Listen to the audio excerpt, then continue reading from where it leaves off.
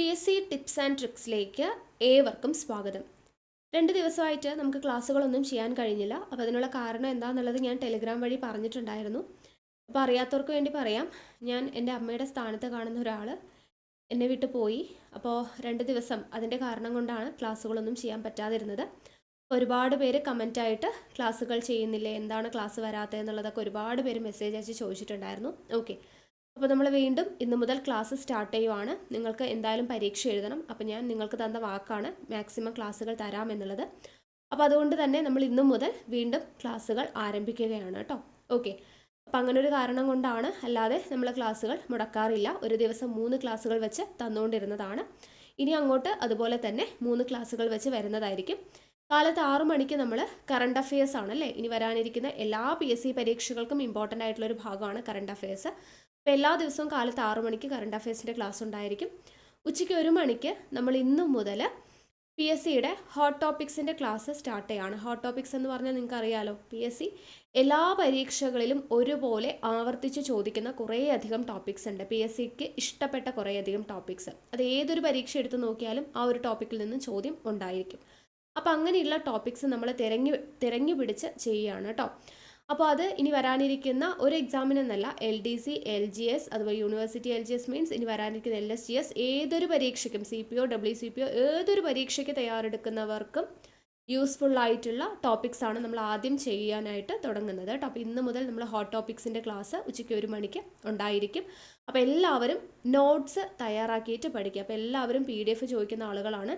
ഞാൻ പറയട്ടെ, നിങ്ങൾ നോട്ട്സ് തയ്യാറാക്കിയിട്ട് പഠിച്ചെങ്കിൽ നിങ്ങൾക്ക് ജോലിയാണ് വേണ്ടത് എന്നുണ്ടെങ്കിൽ നിങ്ങളുടെ പഠനം അത്രത്തോളം എഫക്റ്റീവായിട്ടുള്ള പഠനമായിരിക്കണം. എക്സാം എന്ന് പറയുന്നത് വളരെയധികം കോമ്പറ്റീഷൻ കൂടുതലാണ്. എന്തായാലും ടഫായിരിക്കും പരീക്ഷകളൊക്കെ തന്നെ.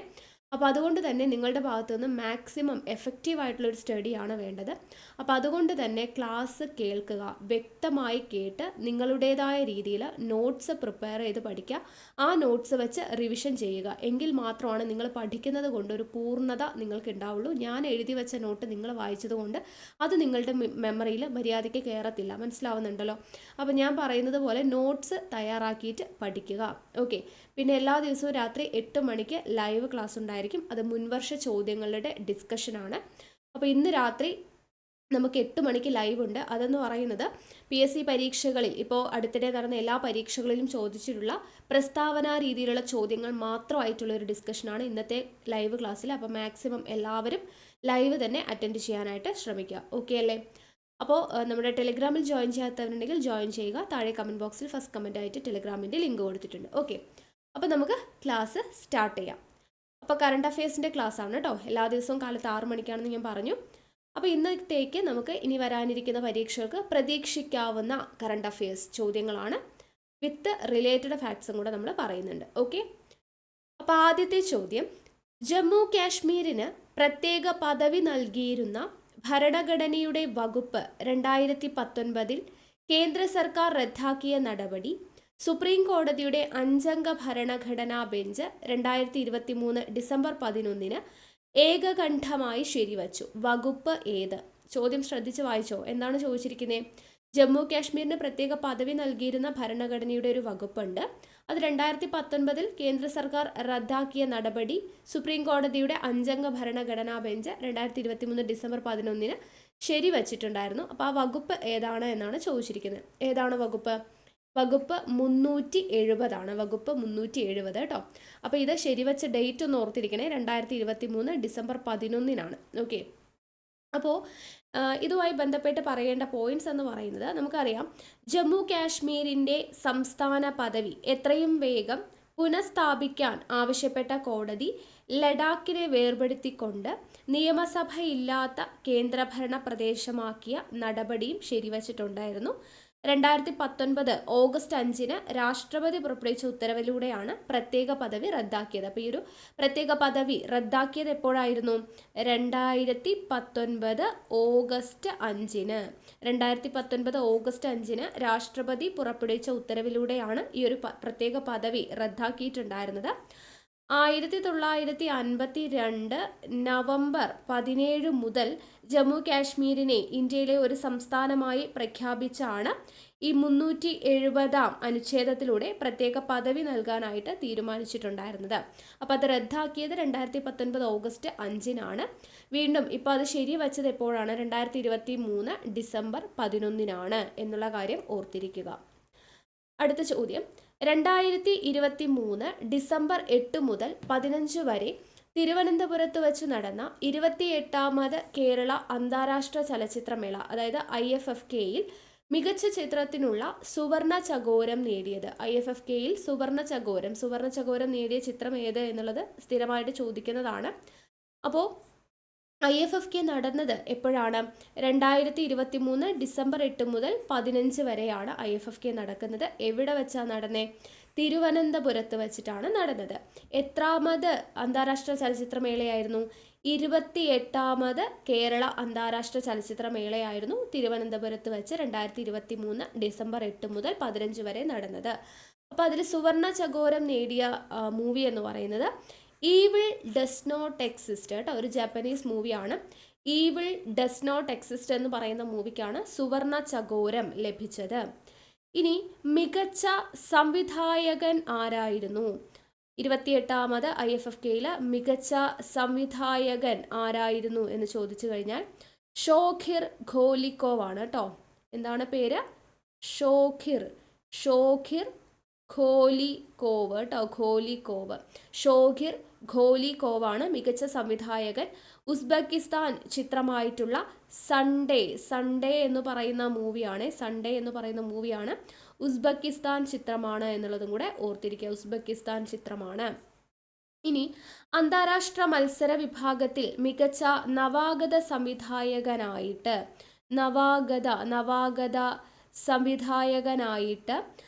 തടവ് എന്ന മലയാള ചലച്ചിത്രത്തിൻ്റെ സംവിധായകനാണ് തിരഞ്ഞെടുക്കപ്പെട്ടത്. അദ്ദേഹത്തിൻ്റെ പേരാണ് ഫാസിൽ റസാഖ് ആണ് നവാഗത സംവിധായകൻ. മൂവി ഏതാണ്? തടവ് എന്ന് പറയുന്ന മൂവിയാണ് കേട്ടോ. മലയാളമാണ്, അപ്പോൾ അതുകൊണ്ട് തന്നെ ഇത് ഇമ്പോർട്ടൻ്റ് ആണ്. മലയാളം മൂവി ആയിട്ടുള്ള തടവിൻ്റെ സംവിധായകൻ ഫാസിൽ റസാഖ് ആണ് നവാഗത സംവിധായകനായിട്ട് തിരഞ്ഞെടുക്കപ്പെട്ടത്. ഇനി അതുപോലെ തന്നെ മേളയിലെ പ്രേക്ഷക പ്രീതി നേടിയ ചിത്രം ഏതാന്ന് ചോദിച്ചാലും ഈ മലയാളം മൂവി തന്നെയാണ് കേട്ടോ. പ്രേക്ഷക പ്രീതി നേടിയ മൂവി ഏത് എന്ന് ചോദിച്ചു കഴിഞ്ഞാലും മലയാളം മൂവി ആയിട്ടുള്ള തടവ് തന്നെയാണ് എന്നുള്ളത് ഓർത്തിരിക്കുക. ഇനി ഇന്ത്യയിൽ നിന്നുള്ള മികച്ച നവാഗത സംവിധായകനുള്ള KR മോഹൻ പുരസ്കാരം ഉത്തം കമാട്ടിയാണ് കേട്ടോ. ഉത്തം കമാട്ടി. ചിത്രം ഏതാണ്? കർവാൾ എന്ന് പറയുന്ന മൂവിയുടെ സംവിധാനത്തിന് വേണ്ടിയിട്ട് ഉത്തം കമാട്ടിക്കാണ് എന്ത് ലഭിച്ചത്? ഇന്ത്യയിൽ നിന്നുള്ള മികച്ച നവാഗത സംവിധായകൻ. ഇന്ത്യയിൽ നിന്നുള്ള മികച്ച നവാഗത സംവിധായകനുള്ള പുരസ്കാരം ലഭിച്ചത് ഉത്തം കമാട്ടിക്കാണ്, കർവാൾ എന്ന് പറയുന്ന മൂവിക്ക് വേണ്ടിയിട്ട്. ഇനി മികച്ച മലയാള ചലച്ചിത്രത്തിനുള്ള നെറ്റ് പാക്ക് പുരസ്കാരം ലഭിച്ചത്, മികച്ച മലയാള മൂവിക്കുള്ള നെറ്റ് പാക്ക് പുരസ്കാരം ലഭിച്ചത് ഏതാണ്? ആട്ടം എന്ന് പറയുന്ന മൂവിയാണ്. സംവിധാനം ആനന്ദ് ഏകർഷി. ആട്ടം എന്ന് പറയുന്ന മൂവി സംവിധാനം ആനന്ദ് ഏകർഷി. ഇനി മലയാള സിനിമയിലെ നവാഗത സംവിധായകർക്കുള്ള ഫിപ്രസി പുരസ്കാരം ലഭിച്ചത്, മലയാള സിനിമയിലെ നവാഗത സംവിധായകർക്കുള്ള ഫിപ്രസി പുരസ്കാരം ലഭിച്ചത് P32 മുതൽ 44 വരെ എന്ന് പറയുന്ന ചിത്രത്തിലൂടെ ശ്രുതി ശരണ്യത്തിനാണ് ലഭിച്ചത്. ശ്രുതി ശരണ്യം മൂവി ഏതാണ്? P32 മുതൽ 44 എന്ന് പറയുന്ന മൂവിക്ക് വേണ്ടി ശ്രുതി ശരണ്യത്തിനാണ് മലയാള സിനിമയിലെ നവാഗത സംവിധായകർക്കുള്ള ഫിപ്രസി പുരസ്കാരം ലഭിച്ചത്. ഇനി സമഗ്ര സംഭാവനയ്ക്കുള്ള ലൈഫ് ടൈം അച്ചീവ്മെന്റ് പുരസ്കാരം ലഭിച്ചത് പോളിഷ് സംവിധായകൻ ക്രിസ്റ്റോഫ് സനൂസിക്കാണ് കേട്ടോ. ക്രിസ്റ്റോഫ് സനൂസിക്കാണ് എന്തിനുള്ള പുരസ്കാരം ലഭിക്കുന്നത്?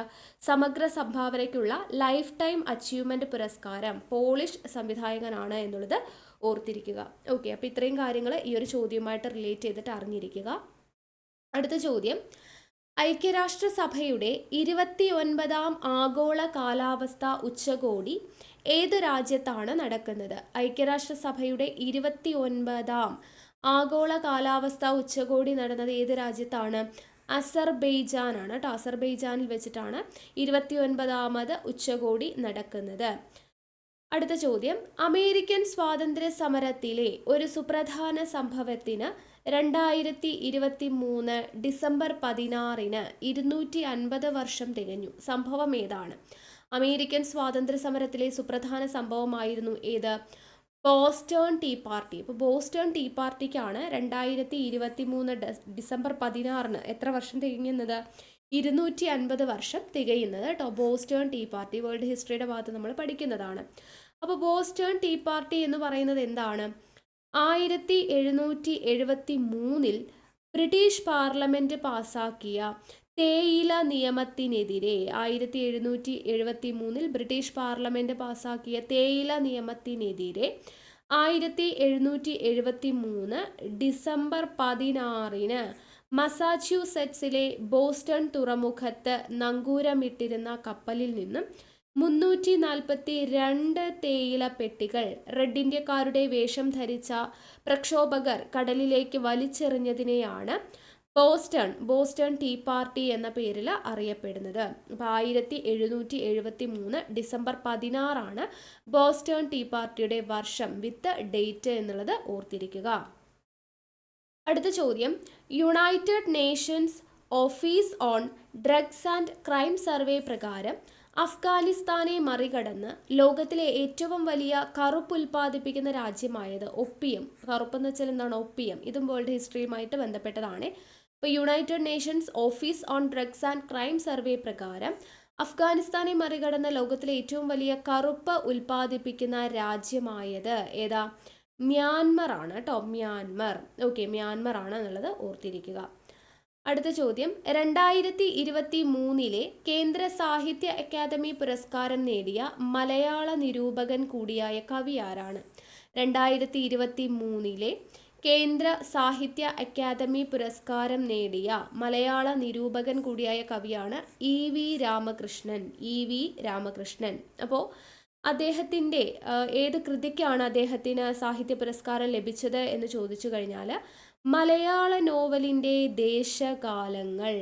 മലയാള നോവലിൻ്റെ ദേശകാലങ്ങൾ എന്ന് പറയുന്ന കൃതിക്കാണ്. മലയാള നോവലിൻ്റെ ദേശകാലങ്ങൾ എന്ന് പറയുന്ന കൃതിക്കാണ് സാഹിത്യ പഠന വിഭാഗത്തിൽ ഈ ഒരു പുരസ്കാരം അദ്ദേഹത്തിന് ലഭിക്കുന്നത്.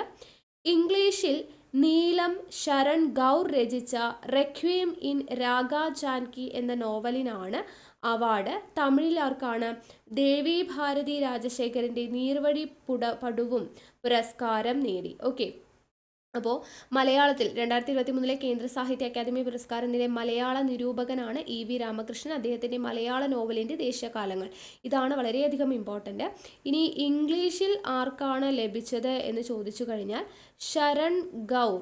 ശരൺ ഗൗർ രചിച്ചിട്ടുള്ള റെക്വീം ഇൻ രാഗ ജാൻകി. എന്താണ്?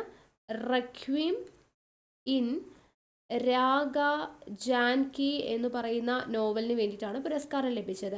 ഇനി അതുപോലെ തമിഴ് വിഭാഗത്തിൽ ലഭിച്ചത് ആർക്കാന്ന് ചോദിച്ചു കഴിഞ്ഞാൽ ദേവി ഭാരതി രാജശേഖരൻ്റെ നീർവഴിപ്പടുവും. നീർവഴി എന്നാണ് കേട്ടോ. നീർവഴി പടുവും എന്ന് പറയുന്ന കൃതിക്കാണ് ലഭിച്ചത്. അപ്പോൾ ഈ മലയാള നോവലിൻ്റെ ദേശകാലങ്ങൾ EV രാമകൃഷ്ണൻ എന്നുള്ളത് ഓർത്തിരിക്കുക. അടുത്ത ചോദ്യം, യുനെസ്കോയുടെ പൈതൃക കലാരൂപങ്ങളുടെ പട്ടികയിൽ ഏറ്റവും ഒടുവിലായി ഇടം നേടിയ ഇന്ത്യയിലെ പാരമ്പര്യ നൃത്തരൂപം ഏതാണ്? യുനെസ്കോയുടെ പൈതൃക കലാരൂപങ്ങളുടെ പട്ടികയിൽ ഏറ്റവും ഒടുവിലായി ഇടം നേടിയ ഇന്ത്യയിലെ പാരമ്പര്യ നൃത്തരൂപമാണ് ഗർഭ നൃത്തം. കേട്ടോ, ഗുജറാത്തിലാണ് ഗർഭ നൃത്തം എന്ന് പറയുന്നത്. ഗുജറാത്താണ്. അപ്പോൾ കല, ആചാരങ്ങൾ തുടങ്ങിയ മാനവരാശിയുടെ അമൂർത്തമായ സാംസ്കാരിക പാരമ്പര്യങ്ങളെ സംരക്ഷിക്കുന്നതിന് വേണ്ടിയിട്ടാണ് യുനെസ്കോ പൈതൃക പട്ടിക എപ്പോഴും പ്രസിദ്ധീകരിക്കുന്നത്. ബോട്സ്വാനയിലെ കസാനിൽ ചേർന്ന യോഗത്തിലാണ് ഈ ഗർഭയെ ഉൾപ്പെടുത്തിക്കൊണ്ടുള്ള പ്രഖ്യാപനം ഉണ്ടായത്. എവിടെ വെച്ചിട്ടാണ്? ബോട്സ്വാനയിലെ കസാനിൽ ചേർന്നുകൊണ്ടാണ് ഗർഭ നൃത്തത്തിനുള്ള ഈ ഒരു പ്രഖ്യാപനം ഉണ്ടായത്. മധ്യത്തിൽ കത്തിച്ചു വയ്ക്കുന്ന മൺചിരാതുകൾക്കു ചുറ്റും സ്ത്രീകൾ ദുർഗാപ്രീതിക്കായി നടത്തുന്ന ഒരു നൃത്തമാണ് ഈ ഗർഭ നൃത്തം എന്ന് പറയുന്നത്. കേരളത്തിലെ കൂടിയാട്ടം, മുടിയേറ്റ് എന്നിവയുൾപ്പെടെ ഇന്ത്യയിൽ നിന്നും ഇതുവരെ ഈ ഒരു യുനെസ്കോയുടെ പൈതൃക പട്ടികയിൽ ഇടം നേടിയിട്ടുള്ളത് 15 ഇനങ്ങളാണ് കേട്ടോ. 15 ഇനങ്ങളാണ് യുനെസ്കോയുടെ പൈതൃക പട്ടികയിൽ ഇടം നേടിയിട്ടുള്ളത്. അപ്പോൾ അതിൽ കേരളത്തിൽ നിന്നുള്ളവ ഏതൊക്കെയാണ് യുനെസ്കോയുടെ പൈതൃക പട്ടികയിൽ ഇടം നേടിയ കേരളത്തിലെ കലാരൂപങ്ങളാണ്? ഒന്ന് കൂടിയാട്ടം, അതുപോലെ മുടിയേറ്റ് എന്നിവ. അതും കൂടെ അറിഞ്ഞിരിക്കുക. അടുത്ത ചോദ്യം, ബഹിരാകാശത്ത് അടുത്തിടെ എലിഭ്രൂണം വളർത്തി ചരിത്രം സൃഷ്ടിച്ചത് ഏത് രാജ്യത്തെ ശാസ്ത്രജ്ഞരാണ്? ബഹിരാകാശത്ത് അടുത്തിടെ എലിഭ്രൂണം വളർത്തി ചരിത്രം സൃഷ്ടിച്ചത് ഏത് രാജ്യത്തെ ശാസ്ത്രജ്ഞരാണ്? ഏത് രാജ്യമാണ്? ജപ്പാനാണ് കേട്ടോ, ജപ്പാൻ. അപ്പോൾ അന്താരാഷ്ട്ര ബഹിരാകാശ നിലയത്തിൽ, അതായത് ISS കേട്ടോ, ISS പരീക്ഷണത്തിൽ ഭ്രൂണം സാധാരണ പോലെ വളർന്നുവെന്ന് ശാസ്ത്രജ്ഞർ അറിയിച്ചിട്ടുണ്ടായിരുന്നു. മനുഷ്യർക്ക് ബഹിരാകാശത്ത് പ്രത്യുൽപാദനം നടത്താൻ കഴിഞ്ഞേക്കുമെന്ന സൂചന നൽകുന്ന ആദ്യത്തെ പഠനമാണ്. മനുഷ്യർക്ക് ബഹിരാകാശത്ത് പ്രത്യുൽപാദനം നടത്താൻ കഴിയുമെന്നതിൻ്റെ ആദ്യത്തെ തെളിവായിട്ട്, അല്ലെങ്കിൽ എന്താണ്, കഴിഞ്ഞേക്കാവുന്ന ഒരു സൂചന നൽകുന്ന പഠനമാണ് ഈ എലിഭ്രൂണം വളർത്തി ചരിത്രം സൃഷ്ടിക്കുന്നത്. അപ്പോൾ ഇത് ജപ്പാനിലാണ് എന്നുള്ളത് ഇമ്പോർട്ടൻ്റ് ആയിട്ടുള്ളൊരു പോയിന്റാണ്, ഓർത്തിരിക്കുക. അടുത്തത്, ഇന്ത്യ മൊബൈൽ കോൺഗ്രസ് IMC സമ്മേളനം നടന്നത് എവിടെയാണ് എന്നുള്ളതാണ് ചോദിച്ചിരിക്കുന്നത് കേട്ടോ. ഇന്ത്യ മൊബൈൽ കോൺഗ്രസ് IMC എന്ന് പറയുന്നത് എവിടെ വെച്ചിട്ടാണ് നടക്കുന്നത്? എവിടെയാണ്? ന്യൂഡൽഹിയിൽ വെച്ചിട്ടാണ് നടന്നത്. ഇന്ത്യ മൊബൈൽ കോൺഗ്രസ് സമ്മേളനം നടന്നത് ന്യൂഡൽഹിയിൽ വെച്ചിട്ടാണ്. അപ്പോൾ കേന്ദ്ര ടെലികമ്മ്യൂണിക്കേഷൻ്റെയും സെല്ലുലാർ ഓപ്പറേറ്റേഴ്സ് അസോസിയേഷൻ ഓഫ് ഇന്ത്യയുടെയും നേതൃത്വത്തിലാണ് ഈ IMCയുടെ 7ാം പതിപ്പ്. എത്രാം പതിപ്പാണ്? 7ാം പതിപ്പാണ് നടന്നത്. ആരുടെയൊക്കെയാണ് നേതൃത്വത്തിലാണ് നടന്നത്? കേന്ദ്ര ടെലികമ്മ്യൂണിക്കേഷൻ്റെയും അതുപോലെ സെല്ലുലാർ ഓപ്പറേറ്റേഴ്സിൻ്റെയും ഓപ്പറേറ്റേഴ്സ് അസോസിയേഷൻ ഓഫ് ഇന്ത്യയുടെയും നേതൃത്വത്തിലാണ് IMCയുടെ ഈ 7ാം പതിപ്പ് നടക്കുന്നത്. 2022 IMCയിലാണ് ഇൻ്റർനെറ്റിൻ്റെ അതിവേഗത്തിൻ്റെ അധ്യായം രചിച്ച 5G അവതരിപ്പിച്ചത്. അപ്പോൾ ഇത് ഇമ്പോർട്ടൻ്റ് ആണ്. 2022 നടന്ന IMCയിൽ വെച്ചിട്ടാണ് 5G രാജ്യത്ത് അവതരിപ്പിച്ചത്. അപ്പോൾ 5G അവതരിപ്പിച്ചത് 2022 IMCയിലാണ് എന്നുള്ളത് ഇമ്പോർട്ടൻ്റ് ആണ്. ഇപ്പോൾ 2023 IMC എന്ന് പറയുന്നത് എവിടെ വെച്ചിട്ടാണ് നടന്നത്? ന്യൂഡൽഹിയിൽ വെച്ചിട്ടാണ് നടന്നത്. അടുത്തത്, ലണ്ടൻ നാച്ചുറൽ ഹിസ്റ്ററി മ്യൂസിയം സംഘടിപ്പിച്ച വൈൽഡ് ലൈഫ് ഫോട്ടോഗ്രഫി മത്സരത്തിൽ ആനിമൽ പോർട്രേറ്റ് വിഭാഗത്തിൽ സമ്മാനം നേടിയ മലയാളി ആരാണ്? ലണ്ടൻ നാച്ചുറൽ ഹിസ്റ്ററി മ്യൂസിയം സംഘടിപ്പിച്ച വൈൽഡ് ലൈഫ് ഫോട്ടോഗ്രഫി മത്സരത്തിൽ ആനിമൽ പോർട്രേറ്റ് വിഭാഗത്തിൽ സമ്മാനം നേടിയ മലയാളിയാണ് വിഷ്ണു ഗോപാൽ. അപ്പോൾ അദ്ദേഹത്തിന് പുരസ്കാരം നേടിക്കൊടുത്ത അദ്ദേഹത്തിൻ്റെ ചിത്രം എന്ന് പറയുന്നത് ബ്രസീലിലെ വനത്തിൽ ചിത്രീകരിച്ച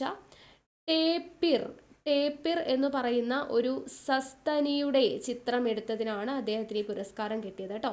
ബ്രസീലിലെ വനത്തിൽ ചിത്രീകരിച്ച ടേപ്പിർ എന്ന് പറയുന്ന സസ്തനിയുടെ ചിത്രമാണ് പുരസ്കാരം നേടിയത്. വന്യജീവി ഫോട്ടോഗ്രഫിയിലെ ഓസ്കാർ എന്നറിയപ്പെടുന്ന പുരസ്കാരമാണ് ഈ പറയുന്ന ലണ്ടൻ നാച്ചുറൽ ഹിസ്റ്ററി മ്യൂസിയം സംഘടിപ്പിക്കുന്ന വൈൽഡ് ലൈഫ് ഫോട്ടോഗ്രഫി മത്സരം കേട്ടോ. അപ്പോൾ വന്യജീവി ഫോട്ടോഗ്രഫിയിലെ ഓസ്കാർ എന്നറിയപ്പെടുന്ന പുരസ്കാരമാണിത്. ഇദ്ദേഹം കൊല്ലം സ്വദേശിയാണ്, കൊട്ടാരക്കര സ്വദേശിയാണ് എന്നുള്ളതും കൂടെ അറിഞ്ഞിരിക്കുക. അടുത്ത ചോദ്യം, US-ലെ ആദ്യത്തേതും ഇന്ത്യക്ക് പുറത്തെ ഏറ്റവും ഉയരമുള്ളതുമായ അംബേദ്കർ പ്രതിമ അനാച്ഛാദനം ചെയ്യപ്പെട്ടത് എവിടെയാണ്? US-ലെ ആദ്യത്തേതാണ്, ഇന്ത്യക്ക് പുറത്തെ ഏറ്റവും ഉയരമുള്ളതുമായിട്ടുള്ള അംബേദ്കർ പ്രതിമ അനാച്ഛാദനം ചെയ്തത് എവിടെയാണ്? മേരിലാൻഡിലെ അക്കോ കീക്കിലാണ് പ്രതിമ അനാച്ഛാദനം ചെയ്യപ്പെട്ടത്. അപ്പോൾ 19 അടി ഉയരമുള്ള സ്റ്റാച്യു ഓഫ് ഈക്വാലിറ്റി എന്ന് നാമകരണം ചെയ്യപ്പെട്ട പ്രതിമയുടെ ശില്പി റാം സുധർ കേട്ടോ. 19 അടി ഉയരമാണ്, സ്റ്റാച്യു ഓഫ് ഈക്വാലിറ്റി എന്ന പേരിലാണ് അറിയപ്പെടുന്നത്. ഓക്കെ, സ്റ്റാച്യു ഓഫ് ഈക്വാലിറ്റി എന്ന പേരിലാണ് അറിയപ്പെടുന്നത്. 19 അടി ഉയരമാണ്, സ്റ്റാച്യു ഓഫ് ഈക്വാലിറ്റി എന്ന പേരിൽ അറിയപ്പെടുന്ന ഇതിൻ്റെ ശില്പി ആരാന്ന് ചോദിച്ചാൽ ആരാണ്? റാം സുധർ ആണ് ഇതിൻ്റെ ശില്പി എന്ന് പറയുന്നത്. വിയറ്റ്നാമിലെ ഹാനോയിക്ക് കിഴക്കുള്ള ബാക്നിൻ ബാഗ്നിലിൽ രവീന്ദ്രനാഥ ടാഗോറിന്റെ അർദ്ധകായ പ്രതിമയും അടുത്തിടെ അനാച്ഛാദനം ചെയ്യപ്പെട്ടിട്ടുണ്ട്. അപ്പോൾ ഇതൊന്ന് ഓർത്തിരിക്കുക, സ്റ്റാച്യു ഓഫ് ഇക്വാളിറ്റി എന്ന പേരിൽ അറിയപ്പെടുന്നുണ്ട്. 2021 ദാദാ സാഹിബ് ഫാൽക്കെ പുരസ്കാരം 53ാമത് നേടിയത് ആരാണ്? 53ാമത് ദാദാ സാഹിബ് ഫാൽക്കെ പുരസ്കാരം 2001 നേടിയത് വഹീദ റഹ്മാൻ ആണ് കേട്ടോ. വഹീദ റഹ്മാൻ. അപ്പോൾ തമിഴ്നാട് സ്വദേശിയാണ് വഹീദ റഹ്മാൻ. തമിഴ്നാട്ടിലെ ചെങ്കൽപ്പേട്ട് സ്വദേശിയാണ്. ത്രിസന്ധ്യ എന്ന് പറയുന്ന മലയാള ചിത്രം ഉൾപ്പെടെ 90ഓളം സിനിമകളിൽ അഭിനയിച്ചിട്ടുണ്ട്. അപ്പോൾ അവരുടെ മലയാളം മൂവി ഏതാണ്? വഹീദ റഹ്മാൻ അഭിനയിച്ച മലയാളം മൂവിയാണ് ത്രിസന്ധ്യ എന്ന് പറയുന്നത്. ആദ്യ ഫാൽക്കെ പുരസ്കാരം ലഭിച്ചത് ആർക്കാ? ആദ്യത്തെ ഫാൽക്കെ പുരസ്കാരം ലഭിച്ചത് ദേവിക റാണിക്കാണ്. ദേവിക റാണി. ആദ്യത്തെ ഫാൽക്കെ പുരസ്കാരം ലഭിച്ചത് ദേവിക റാണിക്കാണ്. 1969 ദേവിക റാണിക്ക് ആദ്യത്തെ ഫാൽക്കെ പുരസ്കാരം ലഭിക്കുന്നത്. 2020 ആർക്കായിരുന്നു ലഭിച്ചിട്ടുണ്ടായിരുന്നത്? ആശാ പരേഖിനായിരുന്നു. 2020 ആശാ പരേഖിനായിരുന്നു ദാദാ സാഹിബ് ഫാൽക്കെ പുരസ്കാരം ലഭിക്കുന്നത്. ഫാൽക്കെ പുരസ്കാരം നേടിയിട്ടുള്ള ഏക മലയാളി ആരാണ്? ദാദാ സാഹിബ് ഫാൽക്കെ പുരസ്കാരം ലഭിച്ച ഏക മലയാളിയാണ് അടൂർ ഗോപാലകൃഷ്ണൻ. അടൂർ ഗോപാലകൃഷ്ണനാണ് ദാദാ സാഹിബ് ഫാൽക്കെ പുരസ്കാരം ലഭിച്ച ഏക മലയാളി. അദ്ദേഹത്തിന് 2004 ഫാൽക്കെ പുരസ്കാരം ലഭിക്കുന്നത്. ഫാൽക്കെ പുരസ്കാരം ലഭിച്ച ആദ്യത്തെ ആളെന്ന് പറയുന്നത്, ആദ്യത്തെ പുരസ്കാര ജേതാവ് ദേവിക റാണിയാണ്. 1969. 2020 ലഭിച്ചത് ആശാ പരേഖിനാണ്. ഫാൽക്കെ അവാർഡ് ലഭിച്ച ഒരേ ഒരു മലയാളിയേ ഉള്ളൂ, അത് അടൂർ ഗോപാലകൃഷ്ണനാണ്. 2004 ലഭിക്കുന്നത്. ഈ ഫാൽക്കെ പുരസ്കാരത്തിന്റെ സമ്മാനത്തൊക്കെ ചോദിച്ചു കഴിഞ്ഞാൽ അത് 10 ലക്ഷം രൂപയാണ് എന്നുള്ളതും കൂടെ ഓർത്തിരിക്കുക. അടുത്ത ചോദ്യം, 2023 സെപ്റ്റംബർ 24 അന്തരിച്ച ചലച്ചിത്ര സംവിധായകൻ KG ജോർജ് സംവിധാനം ചെയ്ത ആദ്യത്തെ സിനിമ ഏതാണ്? 2023 സെപ്റ്റംബർ 24 അന്തരിച്ച സംവിധായകനാണ് KG ജോർജ്. അദ്ദേഹത്തിൻ്റെ ആദ്യ സിനിമയാണ് സ്വപ്നാടനം. 1975 സ്വപ്നാടനം വരുന്നത്. സ്വപ്നാടനം എന്നതാണ് ആരുടെ മൂവിയാണ്? KG ജോർജിൻ്റെ മൂവിയാണ്. അപ്പോൾ അദ്ദേഹത്തിൻ്റെ മറ്റ് മൂവികൾ ഏതൊക്കെയാണെന്ന് ചോദിച്ചാൽ, മലയാളത്തിലെ ആദ്യത്തെ ക്യാമ്പസ് ചലച്ചിത്രമായിട്ടുള്ള ഉൾക്കടൽ എന്ന് പറയുന്ന മൂവി അദ്ദേഹത്തിൻ്റെയാണ്, KG ജോർജിൻ്റെതാണ്. മേള എന്ന് പറയുന്ന മൂവി അദ്ദേഹത്തിൻ്റെയാണ്. കോലങ്ങൾ എന്ന് പറയുന്ന മൂവി അദ്ദേഹത്തിൻ്റെതാണ്. യവനിക എന്ന് പറയുന്ന മൂവി അദ്ദേഹത്തിൻ്റെയാണ്. ആദാമിൻ്റെ വാരിയല്ല് എന്ന് പറയുന്ന മൂവിയും അദ്ദേഹത്തിൻ്റെതാണ്. ഓക്കെ, ഇനി വേളൂർ കൃഷ്ണൻകുട്ടിയുടെ പാലം അപകടത്തിൽ എന്ന കഥയെ ആധാരമാക്കിയിട്ടുള്ള അദ്ദേഹത്തിൻ്റെ സിനിമയാണ് പഞ്ചവടി പാലം. ഓക്കെ, പാലം അപകടത്തിൽ എന്ന് പറയുന്ന നോവൽ ആരുടേതാണ്? കൃതി ആരുടേതാണ്? വേളൂർ കൃഷ്ണൻകുട്ടിയുടേതാണ്. വേളൂർ കൃഷ്ണൻകുട്ടി അതിനെ അദ്ദേഹം സിനിമയാക്കി. അതാണ് പഞ്ചവടി പാലം എന്ന് പറയുന്നത് KG ജോർജിൻ്റെ മൂവിയാണ്.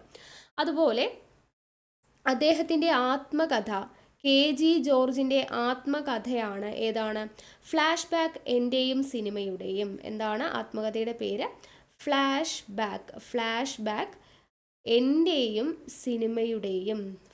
ബാക്ക് എൻ്റെയും സിനിമയുടെയും എന്നുള്ളതാണ് അദ്ദേഹത്തിൻ്റെ ആത്മകഥ എന്നുള്ളത് അറിഞ്ഞിരിക്കുക. അദ്ദേഹത്തിന് 2016 JC ഡാനിയൽ പുരസ്കാരം ലഭിച്ചിട്ടുണ്ട്. 2016 JC ഡാനിയൽ പുരസ്കാരം ലഭിച്ചിട്ടുണ്ട് എന്നുള്ളത് അറിഞ്ഞിരിക്കുക. അടുത്ത ചോദ്യം, 2023 സെപ്റ്റംബർ 28 അന്തരിച്ച വിഖ്യാത കൃഷി ശാസ്ത്രജ്ഞൻ ആരാണ്? 2023 സെപ്റ്റംബർ 28 അന്തരിച്ച വിഖ്യാതമായ കൃഷി ശാസ്ത്രജ്ഞനാണ് ആര്? Doctor MS Swaminathan. അപ്പോൾ നമുക്കറിയാം MS സ്വാമിനാഥൻ ആരാണ്? ഇന്ത്യൻ ഹരിത വിപ്ലവത്തിൻ്റെ പിതാവ്, അല്ലെ? ഇന്ത്യൻ ഹരിത വിപ്ലവത്തിൻ്റെ പിതാവ് എന്നറിയപ്പെടുന്നത് MS സ്വാമിനാഥനാണ്. അദ്ദേഹം 1925 ഓഗസ്റ്റ് 7 ജനിക്കുന്നത്. എവിടെയാണ് ജനിക്കുന്നത്? തമിഴ്നാട്ടിലെ കുംഭകോണത്താണ് അദ്ദേഹം ജനിക്കുന്നത്. സ്റ്റേറ്റ്മെൻ്റ് ആയിട്ടൊക്കെ വരാം, അപ്പോൾ അതുകൊണ്ട് എല്ലാ പോയിന്റ്സും ഓർത്തിരിക്കുക. 1925 ഓഗസ്റ്റ് 7 തമിഴ്നാട്ടിലെ കുംഭകോണത്തിലാണ് അദ്ദേഹം ജനിക്കുന്നത്. അദ്ദേഹത്തിൻ്റെ തറവാട് എന്ന് പറയുന്നത് കുട്ടനാട്ടിലാണ്. ആലപ്പുഴ ജില്ലയിലെ കുട്ടനാട്ടിൽ മങ്കൊമ്പിലാണ് തറവാട്. മങ്കൊമ്പിലാണ് അദ്ദേഹത്തിൻ്റെ തറവാട് വരുന്നത്. മങ്കൊമ്പ് സാംബ ശിവൻ സ്വാമിനാഥൻ എന്നതാണ് അദ്ദേഹത്തിൻ്റെ മുഴുവൻ പേര്. മങ്കൊമ്പ് എന്ന് പറഞ്ഞില്ലേ, അപ്പം മങ്കൊമ്പ് സാംബ ശിവൻ സ്വാമിനാഥൻ എന്നതാണ് MS സ്വാമിനാഥൻ എന്നതിൻ്റെ പൂർണ്ണമായിട്ടുള്ള പേര്. നോർമൻ ബോർലോഗുമായി ബന്ധപ്പെട്ട് പ്രവർത്തിച്ചുകൊണ്ട് ഇന്ത്യക്ക് അനുയോജ്യമായ അത്യുൽപാദന ശേഷിയുള്ള അരി അതുപോലെ തന്നെ ഗോതമ്പ് വിത്തിനങ്ങൾ വികസിപ്പിക്കുകയും കർഷകർക്കിടയിൽ പ്രചരിപ്പിക്കുകയും ചെയ്തിട്ടുണ്ട്. ആര്? MS Swaminathan. Doctor Swaminathan Indian Agricultural Research Institute director ആയിരുന്ന കാലഘട്ടം ഒന്ന് ഓർത്തിരിക്കുക. Doctor Swaminathan Indian Agricultural Research ഇൻസ്റ്റിറ്റ്യൂട്ടിൻ്റെ ഡയറക്ടറായിട്ടിരുന്നിട്ടുണ്ടായിരുന്നത് 1966 മുതൽ 72 വരെയുള്ള കാലഘട്ടത്തിലാണ്. അപ്പോൾ ഈ ഒരു സമയത്താണ് സർക്കാർ എന്ത് ചെയ്യുന്നത്? ഹരിത വിപ്ലവം നടപ്പിലാക്കുന്നത്. ഹരിത വിപ്ലവം നടപ്പിലാക്കുന്നത്. ഇനി 1971 ഭക്ഷ്യോൽപാദനത്തിൽ ഇന്ത്യയെ സ്വയം പര്യാപ്തമായി കേന്ദ്ര സർക്കാർ പ്രഖ്യാപിച്ചത് ഇദ്ദേഹത്തിൻ്റെ പ്രവർത്തന ഫലമായിട്ടാണ് എന്നുള്ളത് ഓർത്തിരിക്കുക. അദ്ദേഹം 1000ഓളം ഗവേഷണ പ്രബന്ധങ്ങളും 18ഓളം പുസ്തകങ്ങളും എല്ലാം രചിച്ചിട്ടുണ്ട്. 1999 20ാം നൂറ്റാണ്ടിൽ ലോകത്തെ ഏറ്റവും കൂടുതൽ സ്വാധീനിച്ച 20 ഏഷ്യക്കാരിൽ ഒരാളായിരുന്നു ആര്? ഇദ്ദേഹം. ടൈം മാഗസിൻ അദ്ദേഹത്തെ തിരഞ്ഞെടുത്തിട്ടുണ്ടായിരുന്നു. അപ്പോൾ 1999 20ാം നൂറ്റാണ്ടിൻ്റെ ലോകത്തിലെ ഏറ്റവും കൂടുതൽ സ്വാധീനിച്ച 20 ഏഷ്യക്കാരെടുത്താൽ അതിലൊരാൾ ആരാണ്? Doctor MS സ്വാമിനാഥനാണ്. മഹാത്മാഗാന്ധിയും രവീന്ദ്രനാഥ ടാഗോറുമായിരുന്നു ഇന്ത്യയിൽ നിന്നുള്ള മറ്റു 2 പേർ. അപ്പോൾ 3 പേരെയാണ് ഇങ്ങനെ ഏഷ്യയിൽ നിന്നും തിരഞ്ഞെടുത്തിട്ടുണ്ടായിരുന്നത്. 1 മഹാത്മാഗാന്ധി, 2 രവീന്ദ്രനാഥ ടാഗോർ, 3 MS സ്വാമിനാഥൻ. അപ്പം അദ്ദേഹം രാജ്യസഭാ അംഗം കൂടിയായിരുന്നു. 2007 മുതൽ 2013 വരെ ഡോക്ടർ MS സ്വാമിനാഥൻ ഒരു രാജ്യസഭാ അംഗം കൂടിയായിരുന്നു. അദ്ദേഹത്തിന് ചില അവാർഡ്സ് ഒക്കെ കിട്ടിയിട്ടുണ്ട്. 1971 അദ്ദേഹത്തിന് ലഭിച്ചത് മഗ്സസെ പുരസ്കാരമാണ്. ഡോക്ടർ MS സ്വാമിനാഥന് മഗ്സസെ പുരസ്കാരം ലഭിച്ചത് 1971 അതുപോലെ വേൾഡ് ഫുഡ് പ്രൈസ് ലഭിച്ചിട്ടുണ്ട്. 1987 വേൾഡ് ഫുഡ് പ്രൈസ് ലഭിച്ചത് 1987. ദെൻ അതുപോലെ തന്നെ പത്മവിഭൂഷൺ ലഭിച്ചിട്ടുണ്ട് 1989 പത്മവിഭൂഷൺ ലഭിച്ചിട്ടുണ്ട്. അപ്പോൾ ഇത്രയും കാര്യങ്ങൾ അറിഞ്ഞിരിക്കുക. അടുത്ത ചോദ്യം, ലോക്സഭയിലും സംസ്ഥാന നിയമസഭകളിലും 33% സീറ്റ് വനിതകൾക്കായി സംവരണം ചെയ്യുന്ന ബില്ല് രാഷ്ട്രപതിയുടെ അംഗീകാരം ലഭിച്ചതോടുകൂടി നിയമമായി. ഇതിൻ്റെ പേരെന്താണ്? ലോക്സഭയിലും സംസ്ഥാന നിയമസഭകളിലും 33% സീറ്റ് വനിതകൾക്കായി സംവരണം ചെയ്യുന്ന ബില്ല് രാഷ്ട്രപതിയുടെ അംഗീകാരം ലഭിച്ചതോടുകൂടി നിയമമായി. അതിൻ്റെ പേരാണ് നാരി ശക്തി വന്ദൻ അധിനിയം. നാരി ശക്തി വന്ദൻ അധിനിയം എന്ന് പറയുന്നത്. അപ്പോൾ ഇന്ത്യൻ ഭരണഘടനയുടെ 106ാം ഭേദഗതി പ്രകാരമുള്ള ഈ നിയമം വിജ്ഞാപനം ചെയ്യപ്പെട്ടു. 106ാം ഭേദഗതിയാണ് നാരി ശക്തി വന്ദൻ അധിനിയം. ഭേദഗതി ഏതാണ്? 106ാം ഭേദഗതിയാണ്. അപ്പോൾ ഇതിൻ്റെ സംവരണം എന്ന് പറയുന്നത് 15 വർഷത്തേക്കാണ്. സംവരണം എത്രയ്ക്കാണ്? 15 വർഷത്തേക്കാണ് സംവരണം. പട്ടികജാതി പട്ടികവർഗ വിഭാഗങ്ങൾക്കായി സംവരണം ചെയ്ത സീറ്റുകളുടെ 1/3 വനിതകൾക്കായിട്ട് സംവരണം ചെയ്തിട്ടുണ്ട്. പട്ടികജാതി പട്ടികവർഗ വിഭാഗങ്ങൾക്കായി സംവരണം ചെയ്തിരിക്കുന്നതിൽ ആ സീറ്റുകളുടെ 1/3 വനിതകൾക്കായിട്ട് സംവരണം ചെയ്തിട്ടുള്ളത്. 2024 പൊതു തെരഞ്ഞെടുപ്പിൽ വനിതാ സംവരണം നടപ്പിലാകില്ല. പക്ഷേ ഇത് 2029 ആകുമ്പോഴത്തേനും യാഥാർത്ഥ്യമാവുമെന്നാണ് പറയുന്നത്. അടുത്ത ചോദ്യം, ഇന്ത്യൻ രചയിതാക്കളിൽ ഏറ്റവും വിലയേറിയ ചിത്രം വരച്ച വ്യക്തി എന്ന റെക്കോർഡ്. ഏറ്റവും വിലയേറിയ ചിത്രം വരച്ച വ്യക്തി എന്ന റെക്കോർഡ് ആർക്കാണ്? അമൃത ഷെർഗിലിനാണ്. അമൃത ഷെർഗിൽ. അപ്പോൾ ഇന്ത്യൻ വേരുകളുള്ള ആഗോള കമ്പനിയായിട്ടുള്ള സഫ്രോനാട്ട് ഡൽഹിയിൽ സംഘടിപ്പിച്ച ലേലത്തിൽ അമൃതയുടെ ദ സ്റ്റോറി ടെല്ലർ, ഏതാണ്? അമൃത ഷെർഗിലിൻ്റെ ചിത്രത്തിൻ്റെ പേരാണ് ദ സ്റ്റോറി ടെല്ലർ എന്ന് പറയുന്ന ചിത്രമാണ്. അപ്പോൾ ഇതിന് 61.8 കോടി രൂപയാണ് ഇതിന് വില വന്നിട്ടുള്ളത്.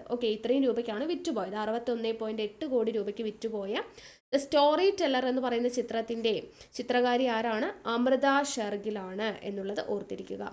സയ്യിദ് ഹൈദർ റാസയുടെ ജസ്റ്റേഷൻ എന്ന പെയിൻറ്റിംഗ് ആയിരുന്നു ഏറ്റവും മൂല്യമേറിയത്. ആരുടെയാണ്? സയ്യിദ് ഹൈദർ റാസയുടെ ജസ്റ്റേഷൻ എന്ന് പറയുന്ന ചിത്രമാണ് ഏറ്റവും മൂല്യം കൂടിയ ചിത്രമായിട്ടുണ്ടായിരുന്നത്. മൂല്യം കൂടിയ പെയിൻറ്റിംഗ് എന്ന് പറയുന്നത് ഏറ്റവും മൂല്യമേറിയ പെയിൻറ്റിംഗ് അതായിരുന്നു. 1989 എണ്ണച്ചായത്തിൽ വരച്ച ചിത്രം കഴിഞ്ഞ മാസം 51.75 കോടി രൂപയ്ക്കാണ് വിൽക്കപ്പെട്ടത് കേട്ടോ. ഈ ജസ്റ്റേഷൻ എന്ന് പറയുന്ന ചിത്രമാണ് 51.75 കോടിക്കാണ് വിൽക്കപ്പെട്ടത്. 1989 എണ്ണച്ചായത്തിൽ വരച്ച ചിത്രമാണ്. ഇനി 1937 അമൃത ഈ പറയുന്ന ചിത്രം ദ സ്റ്റോറി ടെല്ലർ എന്ന് പറയുന്ന ചിത്രം വരച്ചത് 1937. 1913 ഹംഗറിയിലെ ബുദാപെസ്റ്റിൽ ഇന്ത്യക്കാരനായ പിതാവിൻ്റെയും ഹംഗറിക്കാരായ മാതാവിൻ്റെയും പുത്രിയായി ജനിച്ച അമൃത ഷെർഗിൽ 1941 ലാഹോറിൽ വെച്ച് 28-ാം വയസ്സിൽ അന്തരിക്കുകയായിരുന്നു. അപ്പോൾ അമൃത ഷെർഗിലിൻ്റെ ദ സ്റ്റോറി ടെല്ലർ എന്ന് പറയുന്ന 1937 വരച്ച ദ സ്റ്റോറി ടെല്ലർ എന്ന് പറയുന്ന ചിത്രമാണ് ഏറ്റവും വിലയേറിയ ചിത്രം എന്ന് പറയുന്നത്. ഓക്കെ, അടുത്തത് വേൾഡ് ഫുഡ് പ്രൈസ് ഫൗണ്ടേഷൻ ഏർപ്പെടുത്തിയ നോർമൻ ഇ ബോർലോഗ് പുരസ്കാരം നേടിയത്. വേൾഡ് ഫുഡ് പ്രൈസ് ഫൗണ്ടേഷൻ ഏർപ്പെടുത്തിയ നോർമൻ ഇ ബോർലോഗ് പുരസ്കാരം നേടിയത് ഡോക്ടർ സ്വാതി നായക് ആണ്. ഡോക്ടർ സ്വാതി നായക്. അപ്പോൾ ഇൻ്റർനാഷണൽ റൈസ് റിസർച്ച് ഇൻസ്റ്റിറ്റ്യൂട്ടിൻ്റെ ദക്ഷിണേഷ്യയിലെ seed system and product management മേധാവിയാണ് ആര്? സ്വാതി. സ്വാതി എന്ന് പറയുന്നത് ഒഡീഷ സ്വദേശിയാണ്. നൊബേൽ ജേതാവും ഹരിത വിപ്ലവത്തിൻ്റെ മുഖ്യ ശില്പിയുമായ അമേരിക്കൻ കാർഷിക ശാസ്ത്രജ്ഞൻ ഡോക്ടർ നോർമൻ ഇ ബോർലോഗിൻ്റെ സ്മരണാർത്ഥം റോക്ക്ഫെല്ലർ ഫൗണ്ടേഷനാണ് ഈ പറയുന്ന നോർമൻ ബോർലോഗ് അവാർഡ് ഏർപ്പെടുത്തുന്നത്. വേൾഡ് ഫുഡ് പ്രൈസ് ഫൗണ്ടേഷനാണ് പുരസ്കാരം നൽകുന്നത്. സമ്മാനത്തുക എന്ന് പറയുന്നത് 2 കോടിയിലധികം രൂപയാണ് എന്നുള്ളത് ഓർത്തിരിക്കുക. അപ്പോൾ നോർമൻ ഇ ബോർലോഗ് പുരസ്കാരം 2023 ലഭിച്ചത് ആർക്ക് എന്ന് ചോദിച്ചു കഴിഞ്ഞാൽ ആർക്കാണ്? ഡോക്ടർ സ്വാതി നായക്. അടുത്തിടെ അന്തരിച്ച ജയന്ത മഹാപത്ര ഏത് നിലയിൽ പ്രസിദ്ധനായിട്ടുള്ള ആളാണ്? ജയന്ത മഹാപത്ര ഏത് നിലയിൽ പ്രസിദ്ധനാണ്? ഇംഗ്ലീഷ് കവിതകളിലൂടെ അന്താരാഷ്ട്ര തലത്തിൽ ശ്രദ്ധ നേടിയ കവിയാണ് ജയന്ത മഹാപത്ര. ഇംഗ്ലീഷ് കവിതകളിലൂടെ അന്താരാഷ്ട്ര തലത്തിൽ ശ്രദ്ധ നേടിയിട്ടുള്ള ആളാണ് മഹാപത്ര, ജയന്ത മഹാപത്ര. അപ്പോൾ അദ്ദേഹം 1928 ഒക്ടോബർ 22 അദ്ദേഹം ജനിക്കുന്നത്. ഇന്ന് ഒഡീഷയിലെ കട്ടക്കിലാണ് ജനിച്ചിട്ടുള്ളത് കേട്ടോ. കട്ടക്കിലാണ് ജനിച്ചിട്ടുള്ളത്. ഇംഗ്ലീഷ് കവിതയ്ക്കുള്ള കേന്ദ്ര സാഹിത്യ അക്കാദമി അവാർഡ് നേടിയ ആദ്യത്തെ ഇന്ത്യൻ കവിയാണ് ആര്? ജയന്ത മഹാപത്ര. എന്താണ് പ്രത്യേകത? ജയന്ത മഹാപത്രയുടെ എന്താ പ്രത്യേകത? ഇംഗ്ലീഷ് കവിതയ്ക്കുള്ള കേന്ദ്ര സാഹിത്യ അക്കാദമി അവാർഡ് ആദ്യമായിട്ട് ലഭിച്ച ഇന്ത്യൻ കവിയാണ് ആര്? Jayanta Mohapatra. Indian summer, hunger തുടങ്ങിയവ പ്രശസ്ത കവിതകളാണ്. ഏതൊക്കെയാണ് കവിതകൾ? Indian summer, Jayanta മഹാപത്രയുടെ കൃതികളാണ്. Indian summer കവിതകളാണ്. Indian summer, അതുപോലെ ഹങ്കർ, ഇന്ത്യൻ സമ്മർ, ഹങ്കർ എന്നീ കവിതകൾ ജയന്ത മഹാപത്രയുടേതാണ്. അടുത്തത് ഇന്ത്യൻ റെയിൽവേ ബോർഡ് അധ്യക്ഷയും സിഇഒയുമായി നിയമിതമായത് ആരാണ്? Indian railway board അധ്യക്ഷയും സിഇഒയുമായിട്ട് നിയമിതയായത് ജയാവർമ്മ സിൻഹയാണ്. അപ്പോൾ ഈ പദവി വഹിക്കുന്ന ആദ്യത്തെ വനിത കൂടിയാണ് ഇവർ. ഓക്കെ, ഇന്ത്യ റെയിൽവേ ബോർഡ് അധ്യക്ഷയും സിഇഒയുമായിട്ടുള്ള ജയാവർമ്മ സിൻഹയാണ് എന്നുള്ളത് ഓർത്തിരിക്കുക. ഈ പദവി വഹിക്കുന്ന ആദ്യത്തെ വനിത കൂടിയാണെന്നുള്ളതും അറിഞ്ഞിരിക്കുക. അടുത്ത സന്തോഷ് ട്രോഫിക്കും ദേശീയ ഗെയിംസിനുമുള്ള കേരള ഫുട്ബോൾ ടീമിൻ്റെ പരിശീലകനായിട്ട് നിയമിതനായത് സദീവൻ ബാലനാണ്. സന്തോഷ് ട്രോഫിക്കും ദേശീയ ഗെയിംസിനുമുള്ള കേരള ഫുട്ബോൾ ടീമിൻ്റെ പരിശീലകനായി നിയമിതനായത് ആരാണ്? സദീവൻ ബാലനാണ്. നെക്സ്റ്റ്, ചന്ദ്രനിൽ ഇടിച്ച് ഇറങ്ങി തകർത്ത റഷ്യയുടെ ചാന്ദ്രദൗത്യത്തിൻ്റെ പേര് എന്താണ്? ചാന്ദ്രദൗത്യം ഏതാണ്? ലൂണ 25 ആണ് അല്ലേ? ചന്ദ്രനിൽ ഇടിച്ചിറങ്ങി തകർന്ന റഷ്യയുടെ ചാന്ദ്രദൗത്യമാണ് ഏത്? ലൂണ 25 എന്ന് പറയുന്നത്. അപ്പോൾ റഷ്യയുടെ ഈ ഒരു ദൗത്യം 47 വർഷത്തിന് ശേഷമാണ് ഇങ്ങനെ തകർന്നു പോകുന്നത്. 1976 ലൂണ 24 ആണ് ചന്ദ്രനിലേക്ക് പോയിട്ടുള്ള അവസാനത്തെ റഷ്യൻ പേടകം. ലൂണ 24 ആണ്. അപ്പം 47 വർഷത്തിന് ശേഷമാണ് ഇങ്ങനെയൊരു ചാന്ദ്ര ദൗത്യം റഷ്യയുടേത് തകരുന്നത്. ഇന്ത്യയുടെ ചന്ദ്രയാൻ 3 നമ്മൾ പഠിച്ചിട്ടുണ്ടല്ലേ. ഇന്ത്യയുടെ ചന്ദ്രയാൻ 3യുടെ മുൻപേ പേടകത്തെ ദക്ഷിണ ധ്രുവത്തിൽ സോഫ്റ്റ് ലാൻഡ് ചെയ്യിക്കുവാനുള്ള റഷ്യയുടെ മോഹമാണ് ഇല്ലാതായത്. 1957 ആദ്യ മനുഷ്യനിർമ്മിതമായിട്ടുള്ള ഉപഗ്രഹം ഏതാണ്? സ്പുട്നിക് 5 അല്ലേ, സോറി, സ്പുട്നിക് 1 എന്ന് പറയുന്നത് എന്താണ്? 1957 ആദ്യ മനുഷ്യനിർമ്മിതമായിട്ടുള്ള ഉപഗ്രഹം സ്പുട്നിക് 1 വിക്ഷേപിച്ചതും അതുപോലെ തന്നെ ബഹിരാകാശത്ത് ആദ്യ നായ ആരാണ്? ആദ്യ നായ ലേക്ക എന്ന് പറയുന്ന ആദ്യ നായയെ 1957 ബഹിരാകാശത്തേക്ക് പോയതും അതുപോലെ തന്നെ മനുഷ്യർ ആരാണ് ആദ്യമായിട്ട് ബഹിരാകാശത്ത് പോയിട്ടുള്ള മനുഷ്യർ എന്ന് പറയുന്നത്? യൂറി ഗഗാറിൻ 1961 യൂറി ഗഗാറിൻ പോകുന്നത്. അതുപോലെ വാലന്റൈൻ തെരഷ്കോവ 1963 ഇവരെല്ലാം എത്തിച്ചതും റഷ്യയുടെ പൂർവ്വ രാഷ്ട്രമായിരുന്ന സോവിയറ്റ് യൂണിയൻ ആയിരുന്നു. അപ്പോൾ സോവിയറ്റ് യൂണിയനാണ് Sputnik 1, Laika, Yuri Gagarin, Valentine Tereshkova ഇവരെല്ലാം ബഹിരാകാശത്തേക്ക് എത്തിച്ചത് ഈ പറയുന്ന സോവിയറ്റ് യൂണിയൻ, റഷ്യയുടെ പൂർവ്വ രാഷ്ട്രമായിട്ടുള്ള സോവിയറ്റ് യൂണിയൻ ആണ് എന്നുള്ളത് ഓർത്തിരിക്കുക. അടുത്ത ചോദ്യം, 19ാമത് ലോക അത്ലറ്റിക്സ് ചാമ്പ്യൻഷിപ്പ് 2023 നടന്നത് എവിടെയാണ്? 19ാമത് ലോക അത്ലറ്റിക് ചാമ്പ്യൻഷിപ്പ് 2023 നടന്നത് ബുദാപെസ്റ്റ് ആണ് കേട്ടോ. ഹംഗറിയിലെ ബുദാപെസ്റ്റിലാണ് നടക്കുന്നത്. അപ്പോൾ ഇവിടെ 19ാമത് ലോക അത്ലറ്റിക് ചാമ്പ്യൻഷിപ്പ് മത്സരം നടന്നത് എപ്പോഴാണ് നടക്കുന്നത്? 2023 ഓഗസ്റ്റ് 19 മുതൽ 27 വരെ. 2023 ഓഗസ്റ്റ് 19 മുതൽ 27 വരെയാണ് മത്സരങ്ങൾ നടക്കുന്നത്. അപ്പോൾ ഇവിടെ US ആണ് ഒന്നാമത് എത്തിയത്. ഒന്നാം സ്ഥാനത്ത് എത്തിയത് ആരാണ്? US ആണ് എത്തിയത്. 29 മെഡലുകളാണ് നേടിയത്. അപ്പോൾ അതിൽ 12 സ്വർണം നേടിയിട്ടുണ്ട്. അതുപോലെ തന്നെ 8 വെള്ളി നേടിയിട്ടുണ്ട്. 9 വെങ്കലം ബ്രോൺസ് നേടിയിട്ടുണ്ട്. അങ്ങനെ ടോട്ടലായിട്ട് 29 മെഡലുകളാണ് US നേടിയത്, ഒന്നാം സ്ഥാനത്ത് എത്തിയിട്ടുള്ളത്. ഇനി ടോക്കിയോ ഒളിമ്പിക്സ് ചാമ്പ്യൻ ആയിട്ടുള്ള നീരജ് ചോപ്ര, എല്ലാവർക്കും അറിയാലോ, ടോക്കിയോ ഒളിമ്പിക്സ് ചാമ്പ്യൻ ആയിട്ടുള്ള നീരജ് ചോപ്ര പുരുഷ ജാവലിൻ ത്രോയിലൂടെ ഏക സ്വർണം നേടിയ ഇന്ത്യൻ മെഡൽ പട്ടികയിൽ 18ാമതാണ്. ഏക സ്വർണം നേടിയിട്ടുള്ളത് ഇന്ത്യൻ മെഡൽ പട്ടികയിൽ 18ാമതാണ് ആര്? നീരജ് ചോപ്ര എന്നുള്ളതും കൂടെ ഓർത്തിരിക്കുക. അടുത്ത ചോദ്യം, ലോക ഫോട്ടോഗ്രഫി ദിനം എന്നാണ്?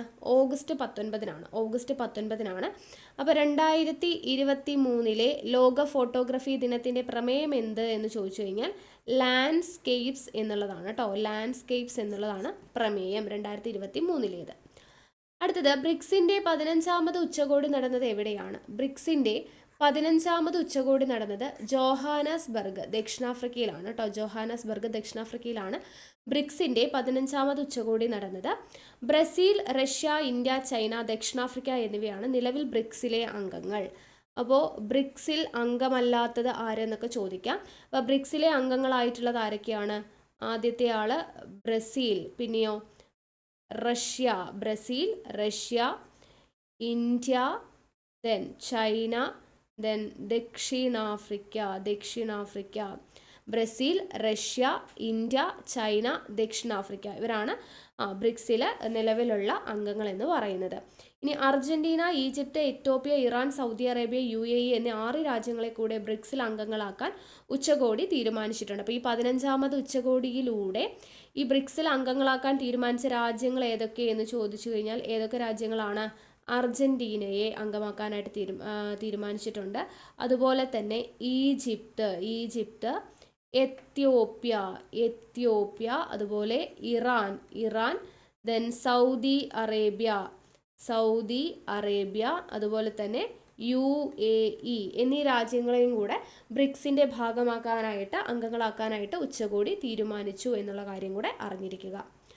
അടുത്ത ചോദ്യം, കലാപബാധിതമായ മണിപ്പൂരിൽ ദുരിതാശ്വാസം, നഷ്ടപരിഹാരം തുടങ്ങിയ മാനുഷിക വിഷയങ്ങൾ പരിശോധിക്കുന്നതിനായി സുപ്രീം കോടതി നിയോഗിച്ച 3 അംഗ വനിതാ ജഡ്ജിമാരുടെ സമിതിയുടെ അധ്യക്ഷയാരാണ്?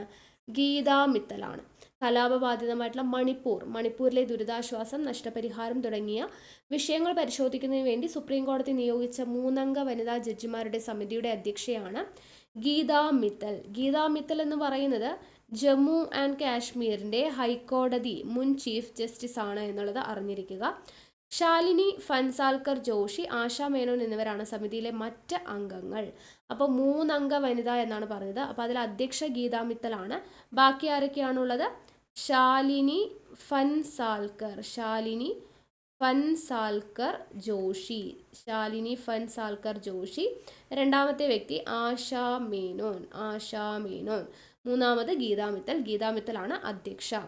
ഇനി ഡൽഹി ഹൈക്കോടതി മുൻ ജഡ്ജിയായ മലയാളി കൂടിയായിട്ടുള്ള ആളാണ് ആശാ മേനോൻ. ഡൽഹി ഹൈക്കോടതി മുൻ ജഡ്ജിയായ മലയാളി കൂടിയാണ് ആശാ മേനോൻ എന്നുള്ളത് അറിഞ്ഞിരിക്കുക.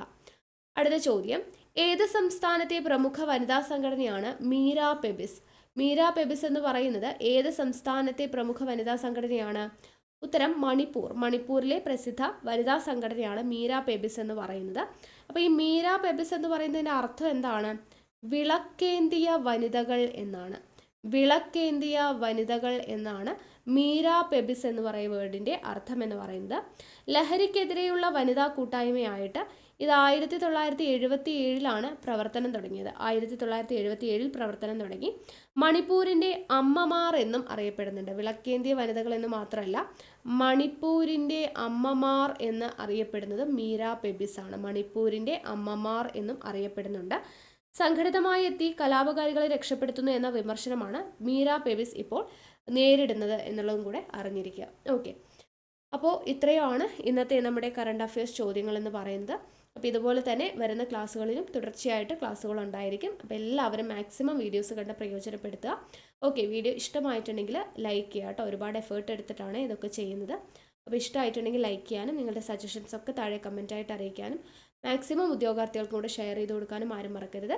അപ്പോൾ നമുക്ക് അടുത്ത ക്ലാസ്സിൽ വീണ്ടും കാണാം. താങ്ക്